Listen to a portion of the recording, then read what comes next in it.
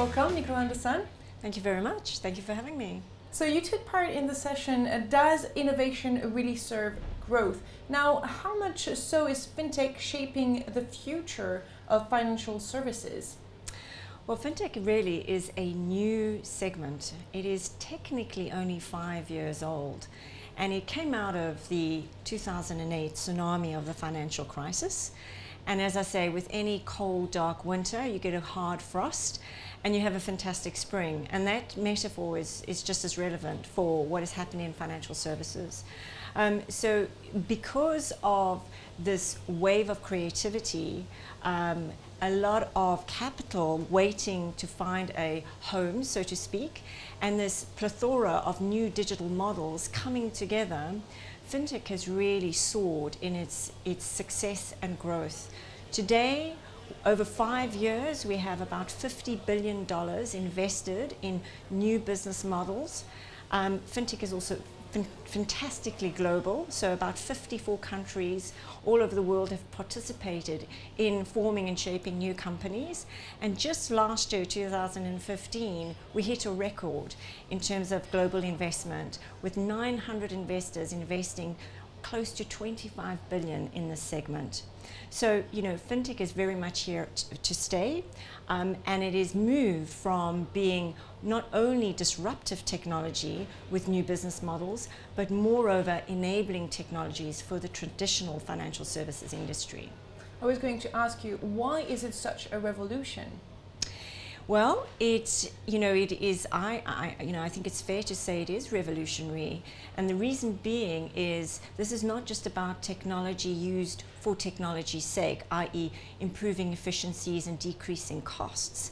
What has happened is the introduction of new world orders in new business models, new platforms. So, for example, one major a segment of our financial economy globally is lending.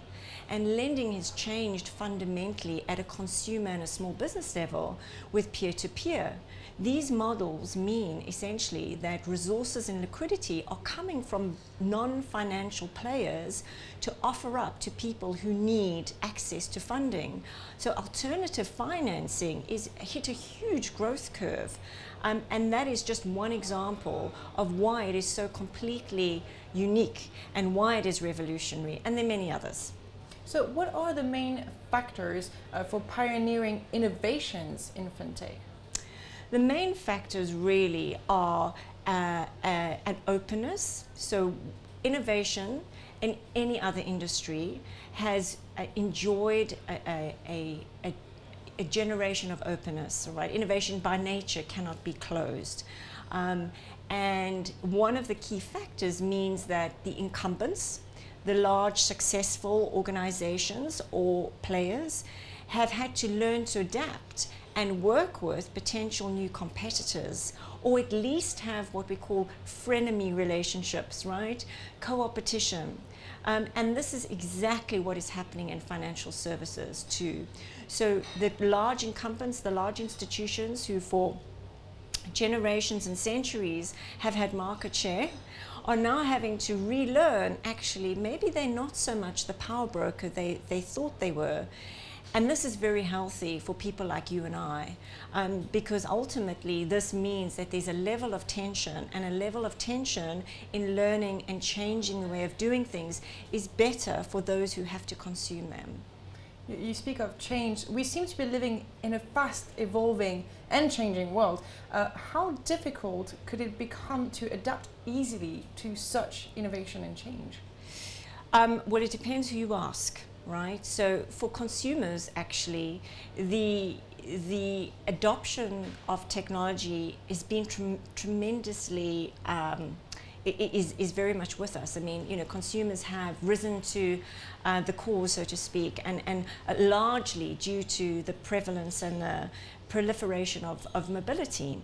So there's no problem in terms of user adoption of technology. When it comes to financial services, consumers have for some time been concerned about going to non-traditional financial services for their financial products, but that is changing. Just look at PayPal, just look at Google Pay, Apple Pay, right? These are now very common solutions that you and I would accept without a blink of an eye.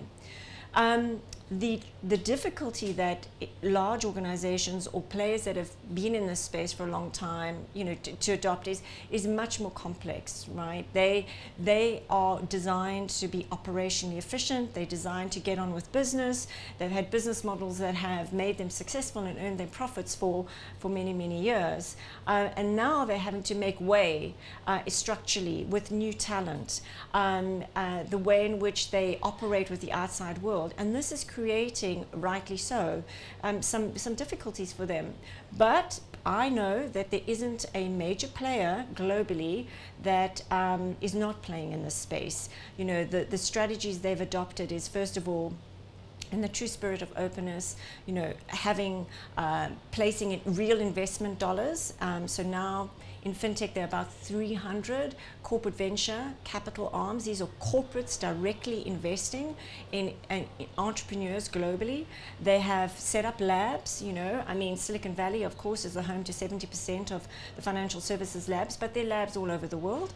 And they are, moreover, bringing entrepreneurs into their businesses to work on live projects, live programs. I've just finished a major rollout with a French bank, hugely successful program of incubating entrepreneurs across 8 cities around about 30 different problems. So they are looking at this and trying their best to capture the advantage and the opportunity. Well, thank you very much, Nicole Anderson, for this interview. Thank you very much for having me. Thank you.